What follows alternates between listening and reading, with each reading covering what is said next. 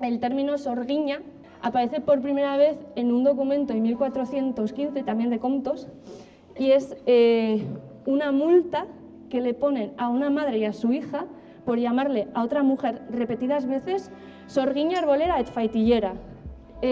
Claro, hace referencia a un comportamiento repulsivo, totalmente repulsivo e irreverente de la mujer. Claro, tenemos que tener en cuenta que en el siglo XIII la Iglesia ya empezó a tener una actitud sumamente tajante hacia los comportamientos supersticiosos, sobre todo hacia aquellos los que eran considerados como heréticos, ¿no? Como herejía. En Navarra, los tribunales que tuvieron competencia en esto de la caza de brujas fueron tres. Uno fue el de la Inquisición, ¿no? Los tribunales inquisitoriales o la llamada Inquisición Navarra, que se estableció aquí en 1513 por mandato del Fernando el Católico. Otro sería los tribunales reales y el último es la Audiencia Episcopal de Pamplona. A la víctima le esperaban 2 jueces con el escribano que apuntaba absolutamente todo, el verdugo y estaban los instrumentos de tortura expuestos, o sea, se tumbaba a la víctima desnuda y se la ataba de las extremidades. Y en esas extremidades era como una especie de garrote que le apretaba, ¿no?, las articulaciones y las estiraba. Entonces, claro, cuando era sometida al tormento, se giraba una vez, si no confesaba, se giraba hasta 3 veces y si seguía sin confesar, se introducían otras fórmulas, pues como el brasero, ¿no? En el proceso pone tormento de agua, que consistía en tumbar, bueno, y con un embudo se provocaba una sensación de ahogamiento. Entonces, claro, ¿hasta cuándo, no? ¿Por qué? O sea, ¿qué querían escuchar? Pues la existencia de un pacto con el demonio. Una pena muy común era el destierro, que eso era para la época desolador, porque te han quitado todo, o sea, te han desvinculado de tu tierra.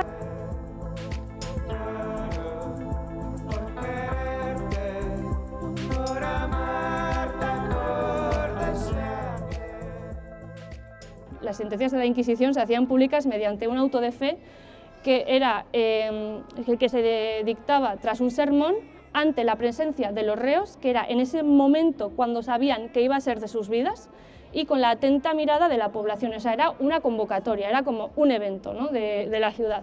Por ejemplo, una sentencia, la de María de Hoyo, que os comentaba, que primero fue juzgada en los tribunales y luego pasó a Logroño, decía que sea sacada de nuestras cárceles a caballo en una bestia de baste, sea sometida a vergüenza pública con Coroza, San Benito y bueno, luego pasaría pues a los estrados, ¿no? Entonces, la vergüenza pública se llevaba a cabo por estas calles, ¿no?, que era como calle Zapatería, luego pasaba por Pozo Blanco, Plaza del Castillo, Estafeta, Cruz del Mentidero, pasaba a la Plaza de la Fruta, Ayuntamiento, que es donde estaba el garrote, si procede. Luego seguían, volvían por Zapatería, San Gregorio, Taconera.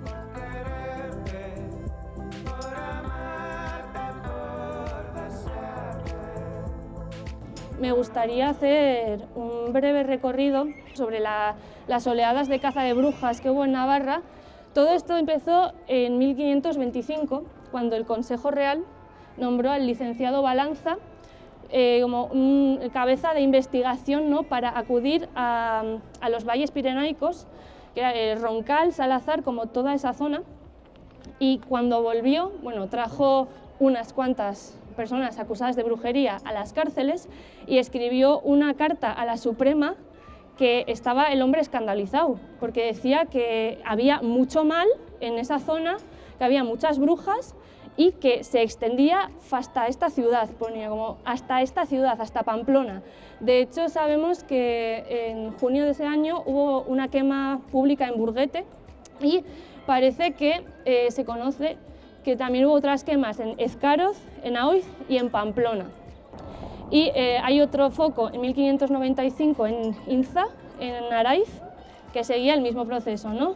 Se declara tal y se traían aquí y seguía como el siguiente. De aquí pasamos a Zugarramurdi. ¿no? 1609, 1610. Sabemos que culminó en el auto de fe de Logroño de 1610. Esto fue como una catapulta hacia esta histeria colectiva, se iniciaron un montón de campañas por el norte de Navarra hasta el punto de que el 25% de la población estuvo implicada en las causas de brujería. Es una salvajada.